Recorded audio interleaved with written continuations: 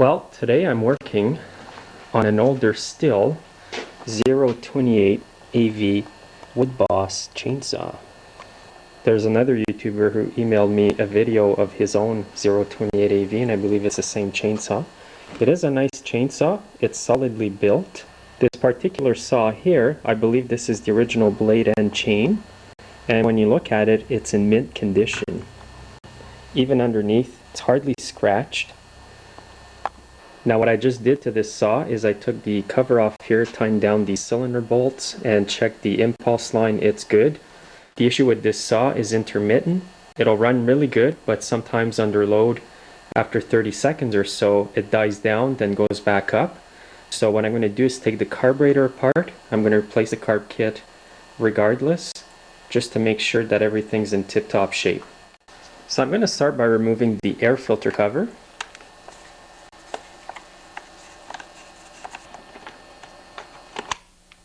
Next, you'll need to remove the air filter by removing this screw here. And just pull it out of there like that. What you're going to need now is a deep 5/16 socket on a 1/4 inch drive ratchet. And now remove these two nuts.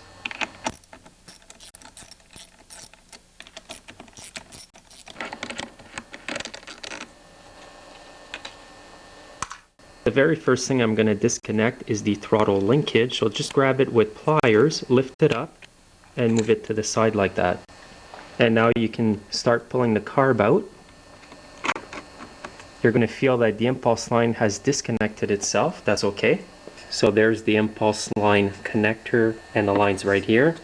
And now you want to disconnect the fuel line with the dull screwdriver. Just push down. And now just pull the carburetor right out. It's that easy. Now here's the carburetor for that.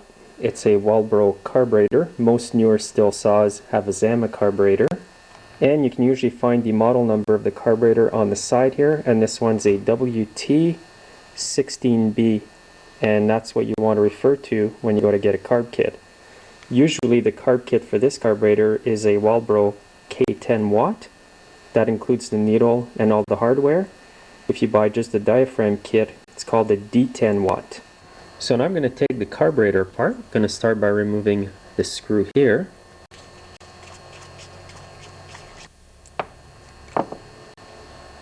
And I'll remove this cover here.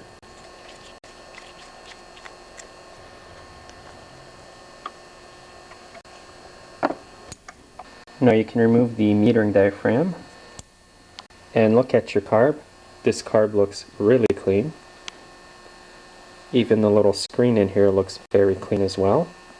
Now this diaphragm here doesn't look too bad, it's a bit stiff. And this other diaphragm here, I've noticed that the little tabs in here aren't totally flat as they should. And that could be caused from years of sitting without being used. Also normal wear and tear, they only last for so long.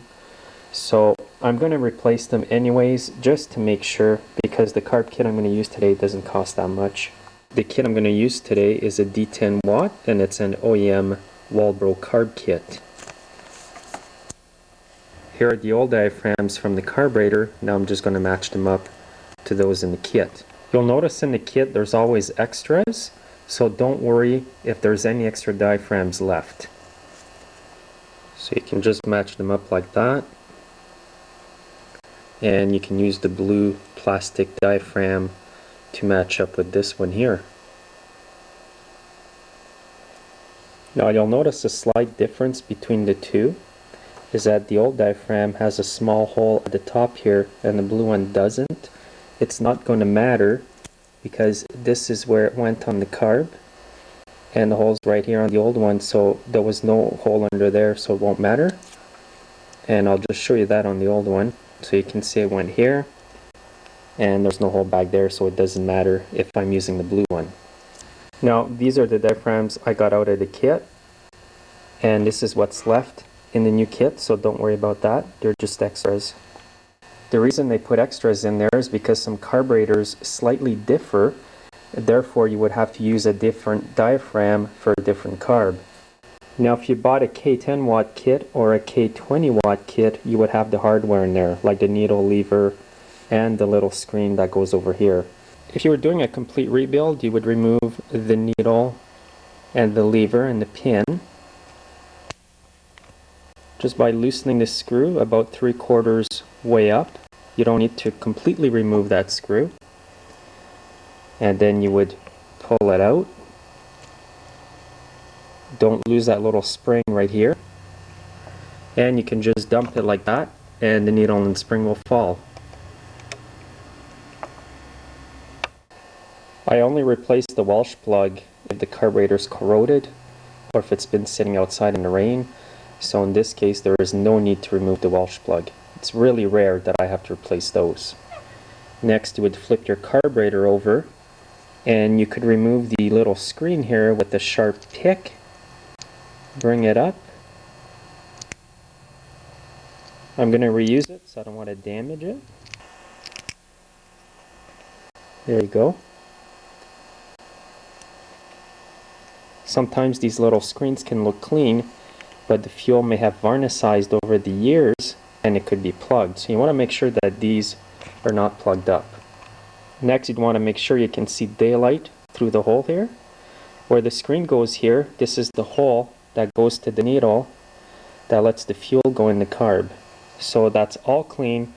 You could also spray carb cleaner in all these holes here. Make sure you wear safety glasses if you do that, because the carb cleaner can spray out of another hole and go right into your eyes. You could also spray carb cleaner in this hole here, and you could remove the screw totally and spray carb cleaner down their holes.